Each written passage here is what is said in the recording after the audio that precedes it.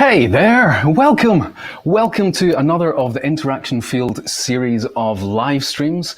I'm Dave, and I'm the least interesting person on the show, so please bear with me as I introduce this. Now, the most important people on the show are you, the viewers, because we want you to be involved, we want your questions, we want your involvement. So please, if you've got anything to ask during the show, get involved. We've got an absolutely incredible guest, a total legend on today, but I will introduce her shortly. First of all, I want to tell you why this is called the Interaction Field series of shows. It's because, well, it just so happens that there's a book called the Interaction Field series, and it's probably a good time to introduce right now. I will be with you in a second once I get my video back on again. There we go. I will introduce the author of the book himself. This is Erich Joachimsthaler. Hello, Erich. How are you doing today? Hello. I know you are technically challenged. Yes, we know that already. I dropped your book, and it hit a button on the way down that changed my camera feed. Multifunction. I've got your book back again. You are in a winter wonderland just now, and I think you've just come in from having a snowball fight with the neighbors or something. Is that something right? like that? Yes. So we've got an absolutely incredible guest today. We've got Beth Comstock. Now, a lot of you will know who Beth is. She doesn't need an introduction, but she spent nearly 3 decades at GE as Chief Marketing Officer and then Vice Chair of Innovation. She was the president of Integrated Media NBC, where, amongst other things, she oversaw the early development of Hulu. So thank you for that, Beth. And she's now a director at Nike and a trustee of the National Geographic Society. But what's interesting to me is that she's the author of the best-selling book, Imagine It Forward, which is about leading change and creating an innovation culture. So it's probably a good idea for us now to say hello to Beth. Hello, Beth. I shall put you up there at the top. Great. Hi, Dave. Hi, Eric. Good to see you. Hi. How are you? Good, thanks. So, Beth, my biggest challenge is this. I feel like every time I write a book, I am behind the curve. I always feel like, if that would have my book would have come out 2 years earlier or 3 years earlier, it would have just hit the mark. But what I like about the book that you wrote is you wrote a book and that came out in 2018. And if I were to now go to today and say, if what is the advice that we need to give companies today, and just almost this week, this month, past pandemic, it has to be about those principles that you laid out 2 years ago in that book. And here's why I think so. Last week, I heard about this astonishing thing that a company that sold that sort of like started with plastic inflatable beds in spare rooms called Airbnb, that becomes $100 billion plus company, bigger than Marriott, bigger than another traditional firm like Hyatt and Sheraton and all those companies. You also have seen in the last 9 months the exponential growth of Tesla, that is now worth more than Volkswagen, more than BMW, more than Mercedes. Those my treasured German companies, if you will, combined. And so I think there is something to be learned from your book about how traditional companies, what they must do in this world we live in this you call it the battle of the future of business, and I'm curious, with your experience and your guidelines and principles in the book, what is it that you recommend? What is the challenge that a company like most companies today face as we see sort of this change of order almost, in terms of like who are the most valuable companies, who are on the top, who are the ones that stay in the S&P and so forth. What is what was the thought in your book that you sort of like recognized after the years in working at a more traditional companies and moving the company forward? Yes, well, thanks, Eric. Good to see you again. And it's a great question. I think for me, the reason to write the book, and I'm glad you feel like it's still relevant. I think change never goes out of style. But I feel like I saw in too many situations where people were hoping to manage change, were hoping to control the change. The reality is there's just great power in learning to adapt to the change. And so that was the insight I feel like I learned after all those careers in traditional businesses. And there are a number of ways you can do that. I mean, you got to, there's a mindset shift that has to happen on a personal level and a cultural level. But I think too often in organizations, especially the bigger the organization, we think we know all the answers. We think we know how it's done, and we're going to bend change to our will. I think COVID, for all the horror of COVID, it's been a great teacher on a number of levels. But one of the things I'm seeing from a number of business people in the time we're in right now is all those old excuses have gone away. We're not in control. We never really were, but Yeah. we're reminded that we're not in control. And there's much more willingness to try things, to say, why not? We've never been here before. Our customers have never been here before. So I hope this kind of thinking sticks, and it's not just a momentary 1-year sabbatical of our brains. Yeah, and you talk about that imagination gap in a way. What you just said was sort of like that imagination gap, right? That sort of has sort of various parts to that. Yeah, I mean, it struck me what I feel part of the why you have innovation teams, or really, I don't even know in a good company you need an innovation team. I think really everyone should be free to think of part of their job is to think of how do you adapt to change, how do you figure out what's next.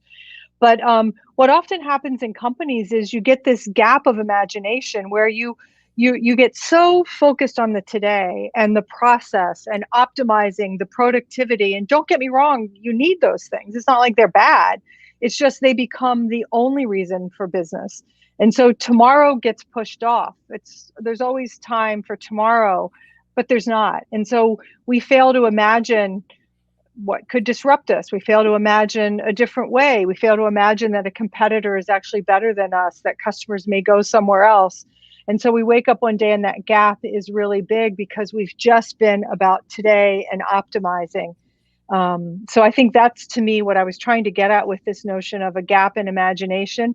It happens in teams. It happens even in your own mind. You just get so stuck in thinking, well, I've been there before. I'm an expert at this. You become so, if you're not careful, you become so conditioned in your own way of thinking that you yourself lose sight of an imaginative way forward. In a way, a lot of that is that we teach or consultants sort of consult on, focus on customers. Sort of like creates of already that narrow mindset. Look at you look at your own capabilities, at your own successes, and you say like, look, we need to create value for customers. And in this day and age, we live in, it's not just customers, it is other stakeholders. It is, you need to look at a much bigger perspective, so that the problems you are solving, that's what sort of one of the things you say is not just the problems of the customers anymore. There are broader problems that we solve. Or you mentioned the idea of teams, even the narrow view of a team. Our teams, many teams in our company is sort of narrow because it's about beyond collaboration, beyond your own borders. The fact that you are part of a very successful company like GE or like many other traditional companies or companies that have been hugely successful actually hinders you to think of what is ahead and the opportunity, sort of hinders you in your imagination. Yeah, I mean, you said it well. I think also as you're speaking, what I'm reminded of just the word curiosity. I mean, if you're going to be inventive in innovation, live to see tomorrow, you have to be curious. You have to open your aperture. I think one of the things I try to put, it's actually a whole section in sort of the process I lay out in my book, but I think discovery is something that's undervalued in companies. And it's just sort of opening that aperture and getting out in the world and going to where things are weird, where things are different than what you know, where people aren't buying your product, where people are doing something you don't even understand. And so I think this notion of discovery and making that part of a practice, if nothing else, just for yourself, but ideally your team, what does that involve? I mean, to me, it's about getting out in the world. I keep a notebook of things I find interesting. I have in my notes in my phone, I have a folder of interestingness. And then when you're out and about, and you can do this in a virtual world, you don't literally have to go out in this COVID time, but there's a lot you can do digitally. You just start getting good at pattern recognition. And I feel, again, in most organizations, we feel that's frivolous, or we are going to hire a consultant and there's value in that, but you must also do it yourself. And so I think that's, to me, when I hear you say that, that's perhaps an antidote or a practice that someone can engage in to not let that happen. Yeah, see, in my book, at least, I talked about what sort of got me interested in is that there is a traditional business that runs a pipeline and produces turbines or uses the best engines for Boeing airplanes, let's say. That produces stuff. And that's a pipeline business, a value chain business. And we optimize this first within the company, then globally and digitally. We have optimal supply chains of pushing out products. BMW pushes out the ultimate driving machine, and through great marketing, great design, great manufacturing, great German engineering, and on and on and on. And that's one world. And the world that I describe and that I see is this what we call the platform and ecosystem world, where everything connects. We live in this hyper connectivity. And so what's interesting, to your point, discovery is no longer in terms of optimization of our business to deliver a better product or service. Discovery now has a very different relationship. The discovery is about new digital business models. It's about solving things that never existed, that we never could solve before. You know, like when I've in my book, I talk about John Deere as a traditional company. They can sell tractors and then sell the best tractors, but that a better tractor doesn't solve the productivity problem of the farmer and the profitability of the farmer. It actually sets you back $800,000 if you just buy one. You can buy 4 Rolls-Royce, I think, for that amount of money. And you're driving with 4 Rolls-Royces over your field. So pretty tough challenge. But so what I'm really interested in is Beth, is that, so we see these changes. So, but you also, you have been close to several companies that actually, like GE, like Walmart, like Nike. Those companies are also more the successful companies of the last years, but they also have found a way to evolve in this world. They saw the discovery. What do you learn? What can we learn from a Nike or Walmart, let's say, that you sort of are close? Yeah. Well, I've had much more exposure to Nike being a director.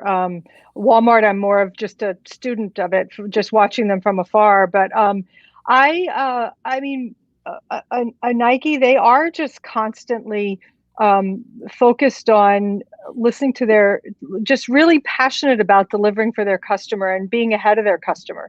Yeah. Not just waiting for customers to tell them what they need, but good innovative companies help customers get to what's next. That's what customers expect. They expect you to know it before they do often.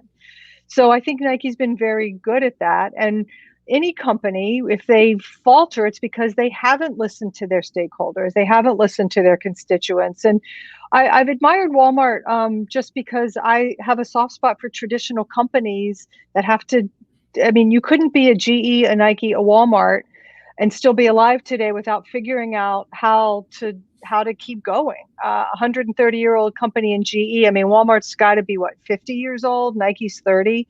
You don't live to see more decades if you don't have ups and downs and reinvent yourself.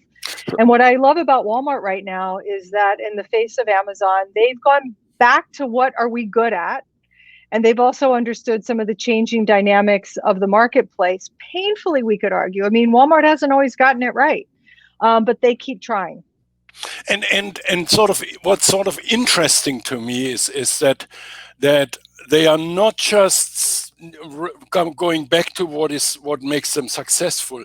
They also almost like are able to abandon their entire competitive advantage in some ways, and that they used to build on. For example, Nike seems to me had a lock-in on the retailers. They sold to retailers, and they had Foot Lockers and all of those. They owned it. They had this, I think it's called forward contracts, where they said, look, we have a 6 months delivery time schedule. You need to order in that 6 months delivery time. They were almost unwavering. That was their success. But now, in this new world, consumers are changing. They want to buy direct. We buy in the pandemic in a different way. They are suddenly have sort of a huge direct business that didn't exist just a few years ago. So they're abandoning something that their traditional pipeline, if you will, and just like Walmart did in some ways, Right. I mean, and again, I think what I've learned about Nike is just they've never lost sight of the fact that they are there to deliver for the quote athlete. And then that sort of famous brand position of Nike, if you have a body, you're an athlete. But they just get to know the performance needs. And so they're athletes, you and me wearing our sneakers are saying, I want to buy more online. They've got to be there. And they have to time it right. If they don't get that right, we all go somewhere else for our sneakers. And so it's really staying in tune often. And then some of your customers you have to bring along. And there's a whole series of things of ways to do that. But it really is, I think you said earlier, this notion of just a broad sense of the ecosystem. I mean, to really be a platform company, it is recognizing that interconnectedness and knowing how to navigate it. And digital forces you to do that. I think what we're seeing coming out of COVID is that anyone who was slow in digital, they're not going to come out of COVID and succeed being slow. I mean, digital, it's almost like we don't even need to talk about it anymore. It is just the way you have to operate. And sort of what's interesting is on one side, I'm just trying to comprehend this, because on one side you need to have this discipline of execution, of really, you can't sort of like just innovate at the margins and say, it's like, let's try a few experiments here and there. This is about changing Nike or changing Walmart. So on one side, you need to bring this whole organization around it. On the other side, you talk a lot about courage and creativity and imagination, and that appears to be just on the opposite end of things. It almost like so I can't understand what's it like at a Nike or at a Walmart that say that on one side have been trained to be sort of like executing according to plan and making this massive change happening. You said there is no option in the pandemic. You got to do it. And so this is not like just creating an innovation unit somewhere. Or it's sort of like, it's that leadership piece that I think is every chapter of your book is sort of so valuable, because you talk about the specific examples of what leaders must do. So what is it that allows you to create that tension, or that being on the one side to be this execution-minded company that like Nike is, and on the other side is also discovery-driven and creativity-driven? Well, I think it's doing both things. I think the best leaders in times of change, which is every time, but the best leaders are really ambidextrous leaders. They're good at thinking and realizing they need to do both. I do like the process of having your kind of now lane and your what's next lane. I mean, you could call it your imagination lane. I don't whatever, but having your company think about operating on sort of two speeds. I mean, your now is much more predictable. It's for bigger public companies, it's more investor-based focus, and your what's next is the future. And yes, some of those are small experiments, but what you're doing is you're testing and you're learning, and then you're figuring out how to sort of responsibly and smartly allocate your capital to get those things to scale. So the things that are coming out of COVID now, in many cases, are an acceleration of what we were testing before. And what I love now in COVID is that new companies are putting new things in that what's next lane.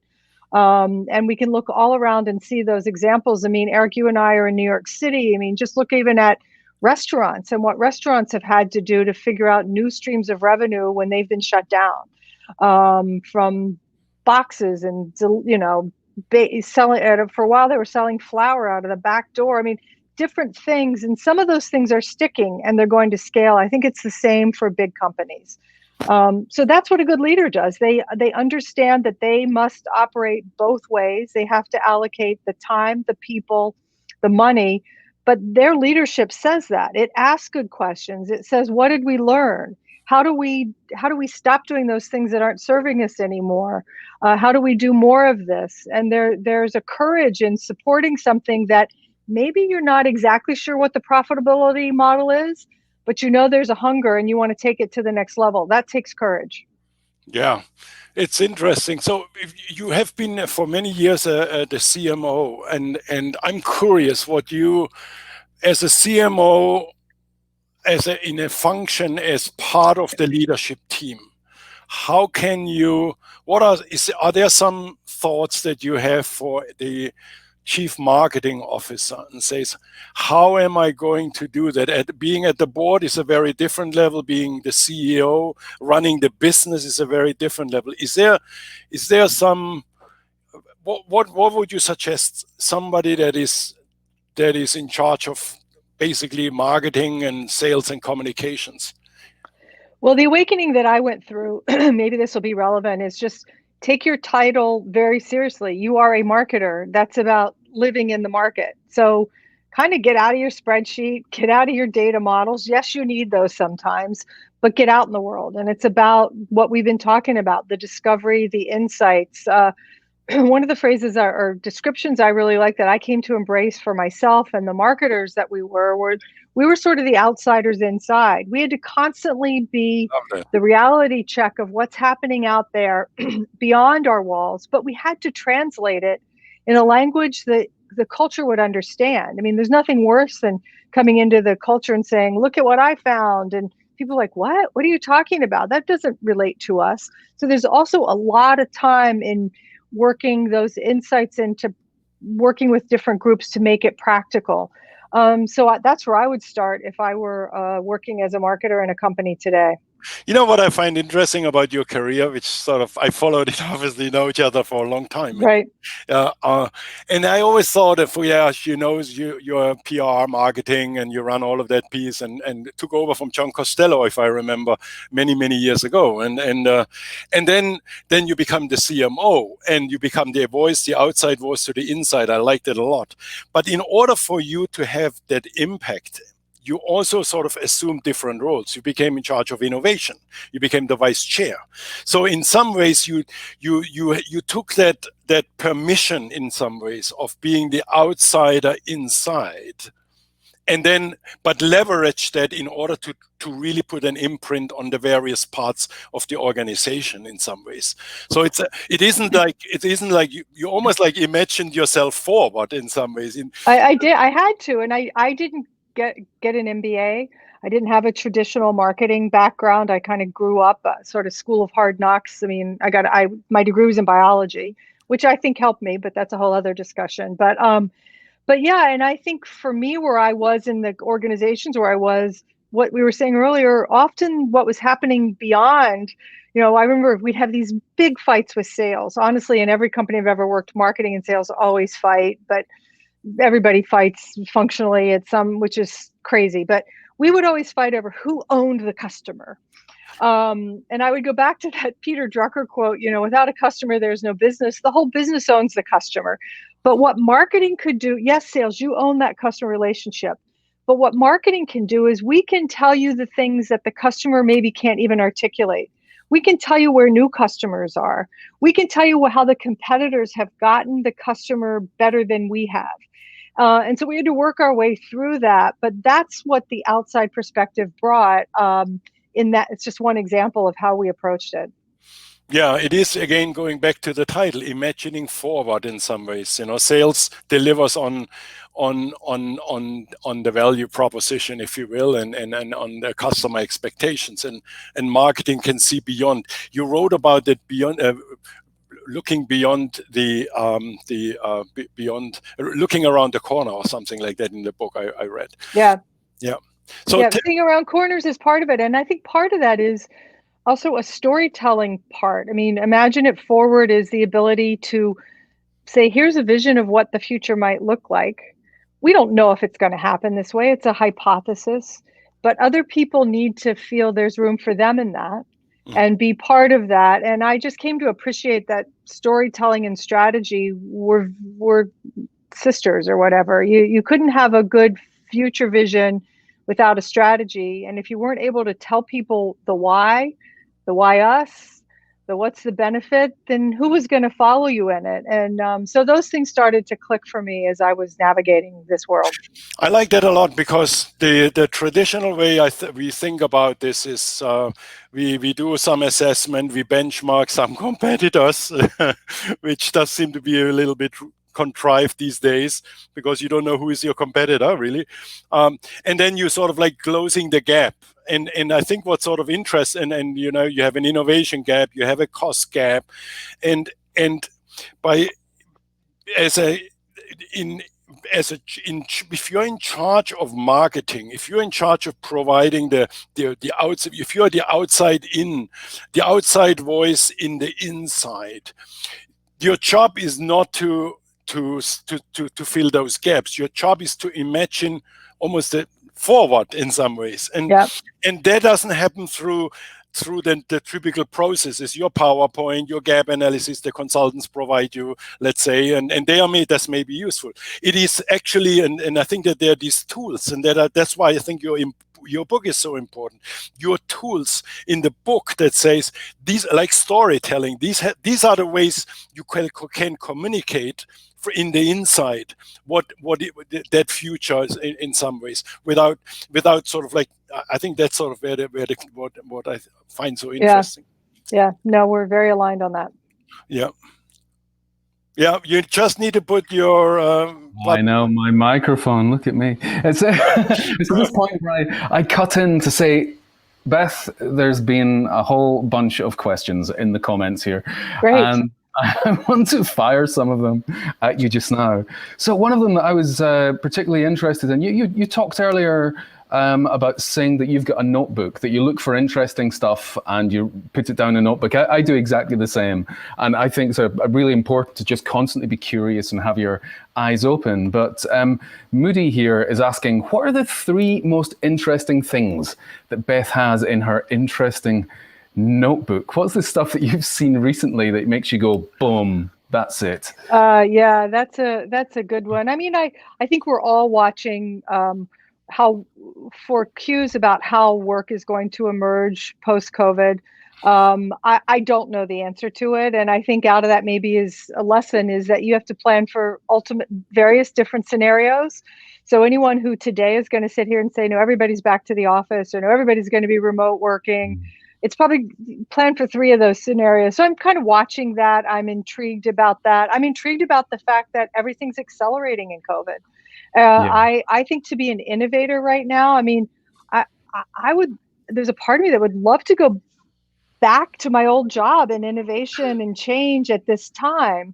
And I've been talking to a lot of leaders who are doing some of what Erich talked about earlier. They're saying, I've got to use this opportunity now.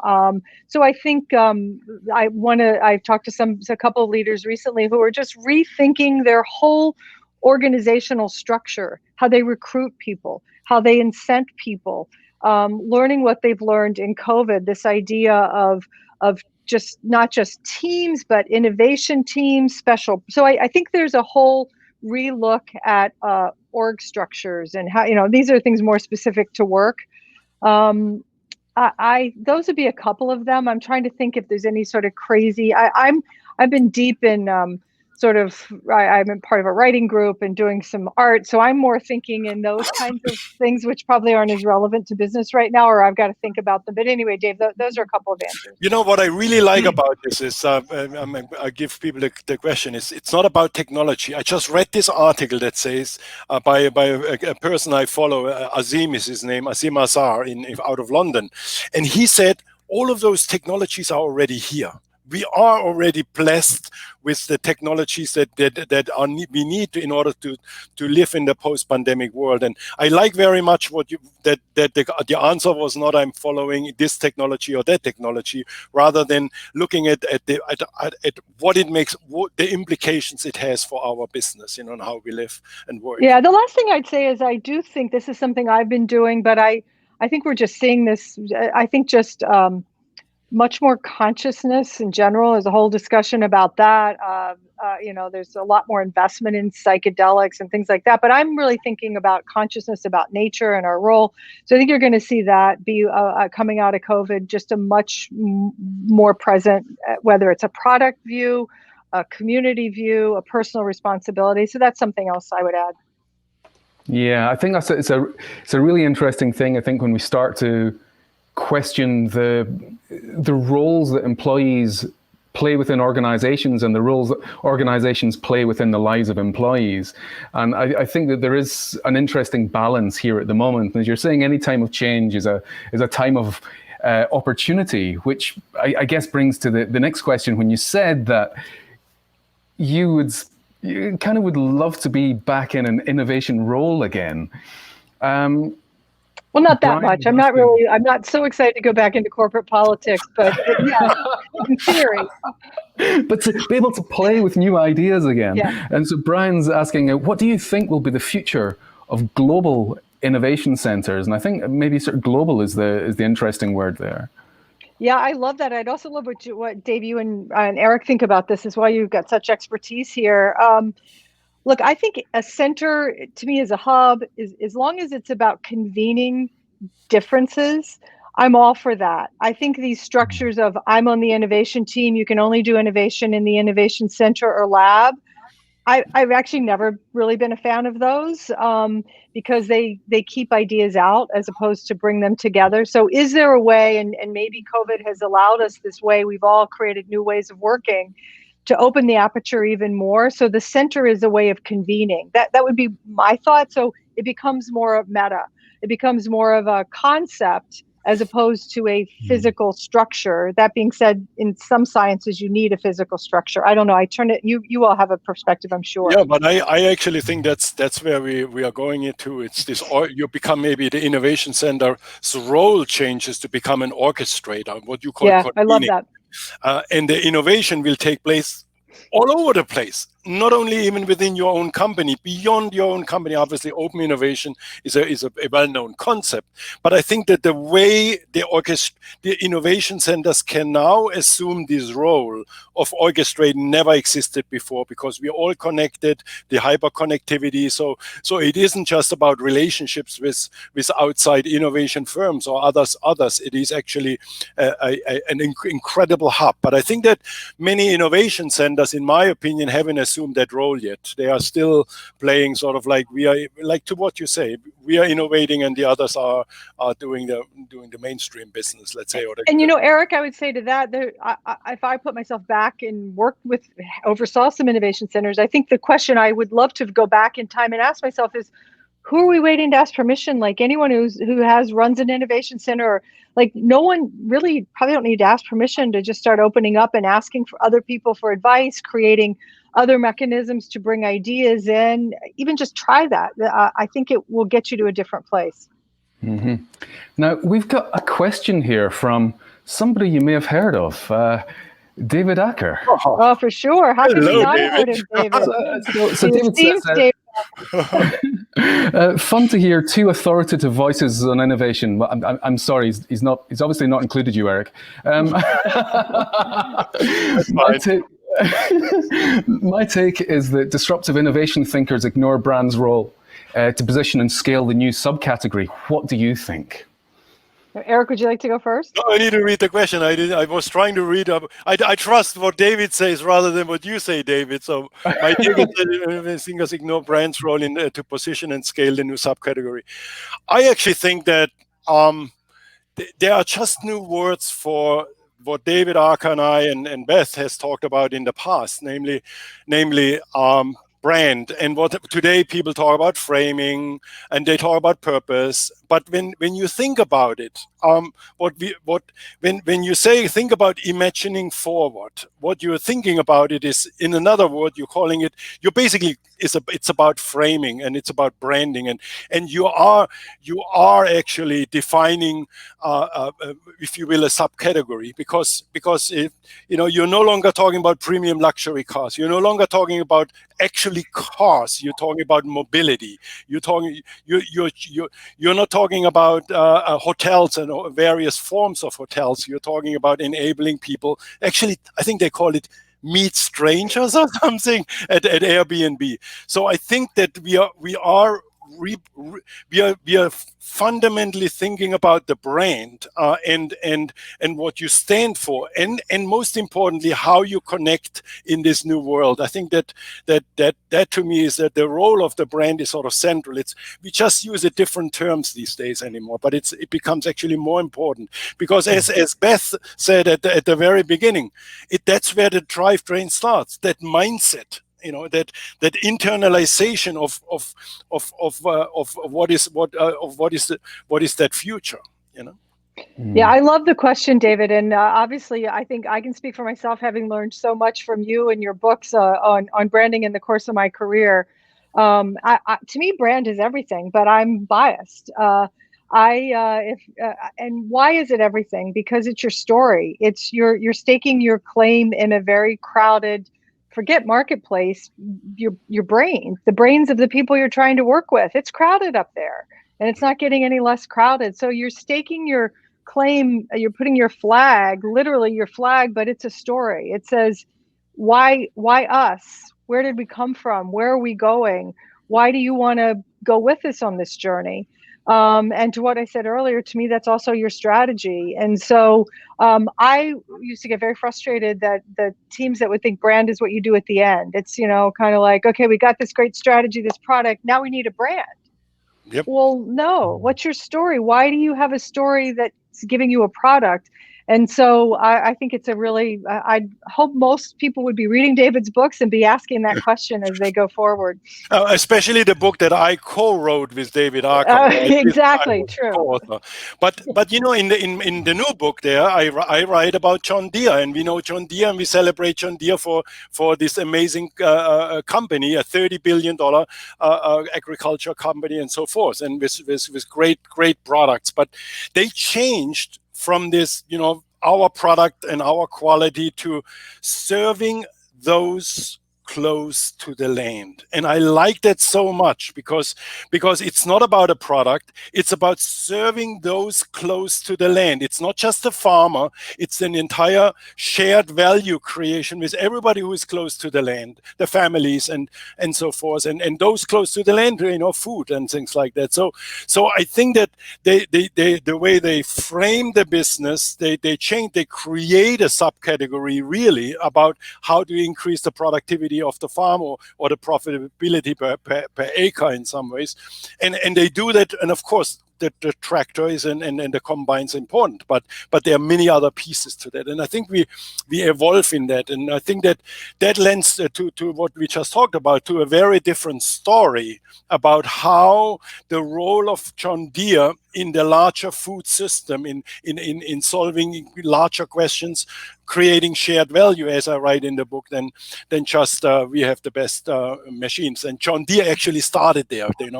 Whatever. That's a great example, Erich. Yeah, it's a great one. Yeah.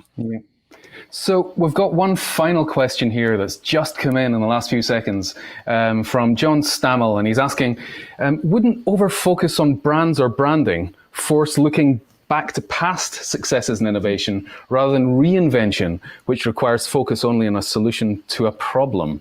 So I guess that that we've obviously got this tension between branding and innovation, and one can be seen as being solid and potentially backward looking, and the other's forward looking. What do you think of the tension there, Beth?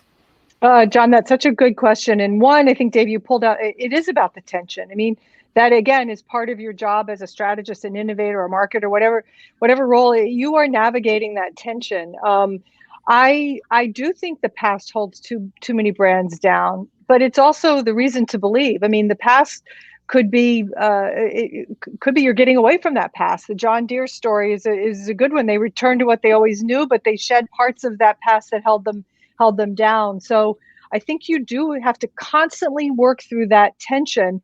And too often we've seen brands who don't innovate because they say that's not our ethos. That's not who we are. And in some ways you're constantly challenging yourself to say, is our story still relevant? And how do we make sure we're like, when I was at GE, we were trying to really focus on innovation and show we were innovating beyond the light bulb and the dishwasher, which is how most people knew us, that we were innovating in jet engines and healthcare. So we had to have a reason for people to think about that. And we had to go to the past. For us, we dug up Thomas Edison.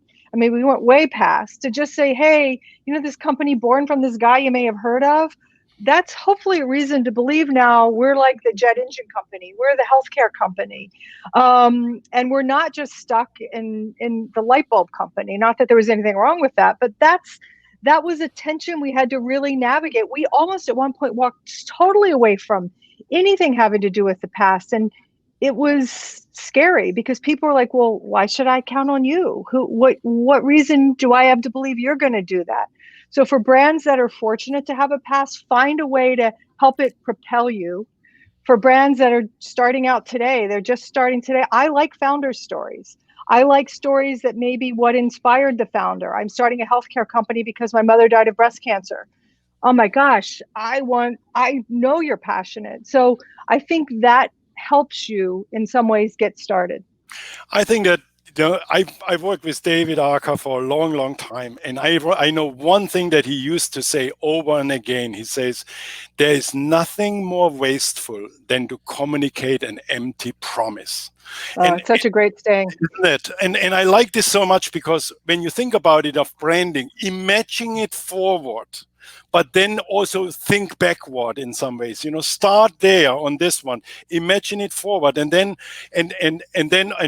make sure that it is identity driven, because there is nothing more wasteful. That's how Dave says it. Yeah, Erich, that's so good, because why you? If you've imagined this future, well, why are you the one to bring it to us? Exactly. Right? Yeah. And if you have a founder story, if you're a startup, if you go back to Thomas Edison or to John Deere, let's say, this is very, very powerful for authenticity. It's a story, and on and on. I think it's a great question. Thanks, John. Yeah. So that again, as always seems to happen, time has absolutely flown by. We've been on the air for nearly 3/4 of an hour, so it's time for another session. I know. We need to part 2. With Dave Arca. The sequel. So first of all, Beth, thank you so much for joining us. Thank you for your fantastic wisdom and insights and letting us grill you. That's been absolutely fantastic. Erich, as always, thank you for your great questions. And especially you people watching and who've been active in the comments. Man, that was fantastic. Thank you all so much. And for the discussions that were happening there. This, of course, will be available just as soon as we are off air. You can watch it all again. So I hope you do that and you share it with people you think might be interested. So that's it from us for this week. I want to thank all of you so much for watching. And again, thank you, Beth. Thank you, Erich. It's time for us to head our own merry ways and jingle and jangle all the way to Christmas. Thank you all. Thank you. Thank you, guys.